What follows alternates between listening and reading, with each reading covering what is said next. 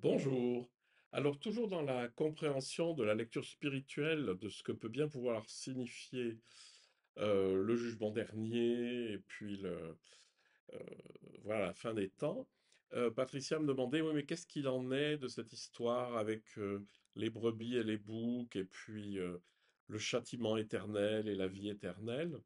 Donc, c'est un passage dans Matthieu.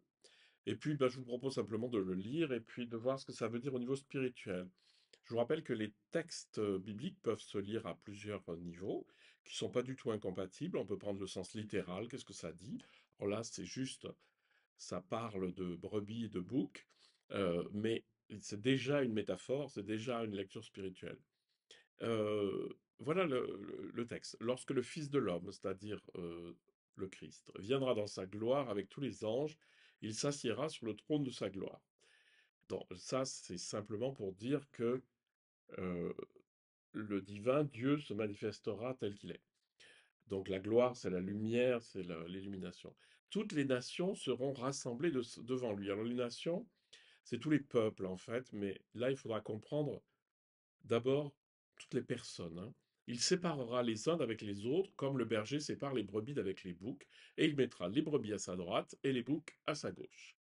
Et si je ne lis pas ce qui est au milieu du texte, ce qui était vraisemblablement un ajout plus tardif, euh, et ceux-ci iront au châtiment éternel et les justes à la vie éternelle. Donc ceux qui sont à droite iront dans la vie éternelle et ceux qui vont à gauche dans le châtiment éternel. La lecture très très primitive, c'est de considérer que il y a des gens bons et des gens mauvais et que les bons iront au paradis et que les mauvais iront en enfer. Ça, c'est pas recevable au niveau spirituel. Mais par contre, je vous propose de lire l'intérieur du texte. Alors le roi dira à ceux qui sont à sa droite, venez, vous qui êtes bénis de mon Père, prenez possession du royaume qui vous a été préparé dès la fondation du monde. Le royaume, c'est Dieu, c'est la présence de Dieu, c'est être en Dieu. Car j'ai eu faim, vous m'avez donné à manger, j'ai eu soif, vous m'avez donné à boire, j'étais étranger, etc. Il y a tout un développement, et ceux qui sont concernés disent, mais on t'a jamais donné à manger, on t'a jamais donné à boire. Et le Christ dit, quand t'avons-nous vu malade, etc. Et le roi leur répondra, je vous le dis en vérité, toutes les fois que vous avez fait ces choses à l'un de ces plus petits de mes frères, c'est à moi que vous les avez faites. Donc en fait, on comprend, et puis la même chose à l'envers pour ceux de la gauche, sachant qu'à l'époque antique, la gauche, c'est le côté de mauvais augure, hein, c'est-à-dire que c'est le côté négatif, et la droite, c'est le côté positif. D'ailleurs, on dit, enfin bon, bref, vous savez tout ça. Donc, ce qui est intéressant, c'est qu'il ne s'agit pas de juger des gens, mais des attitudes. C'est est-ce que vous m'avez donné à manger? C'est-à-dire, est-ce que vous avez été plein de compassion pour les gens que vous avez croisés ou non? Alors, la lecture très primitive va dire, ben voilà, il y a des gens qui ont donné à manger, puis des gens qui n'ont pas donné à manger. Ceux qui n'ont pas donné à manger, ils iront en enfer, et les autres, ils iront au paradis. Moi, je vous propose la lecture spirituelle qui est beaucoup plus classique, et c'est aussi celle la plupart du temps de Jésus.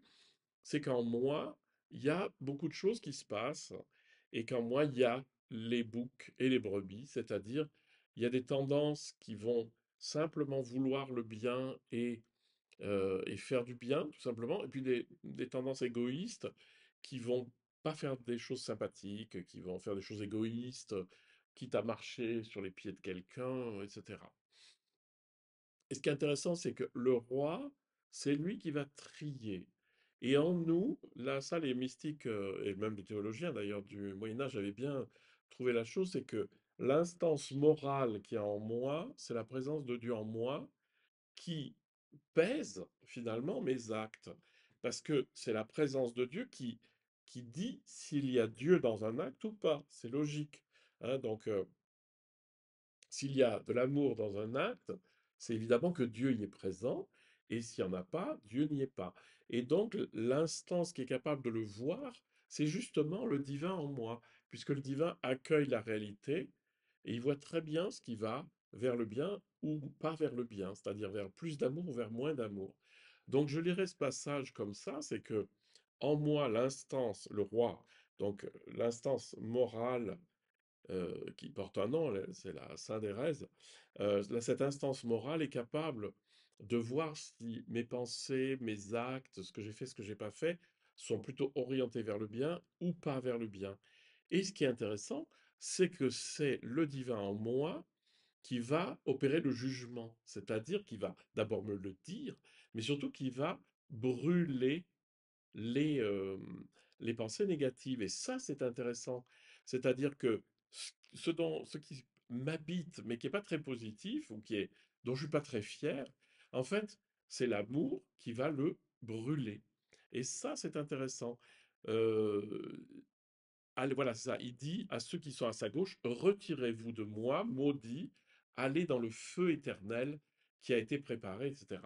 Donc, en fait, les mauvais comportements, les mauvaises pensées, les choses qui vont pas vers plus d'amour, elles vont être brûlées par le divin.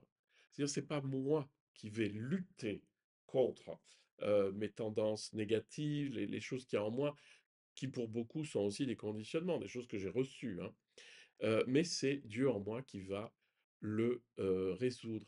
Donc, lisons ce passage de manière spirituelle, c'est-à-dire, en moi, Dieu me montre quels sont les actes positifs et les actes négatifs, et les actes négatifs ou habités par le non-amour vont être brûlés par lui, de façon à ce que il n'y ait plus en moi que la vie éternelle, c'est-à-dire la vie en Dieu. La vie éternelle, c'est pas la vie post-mortem, ça sera peut-être la vie post-mortem, mais ça c'est surtout la vie maintenant unie à Dieu.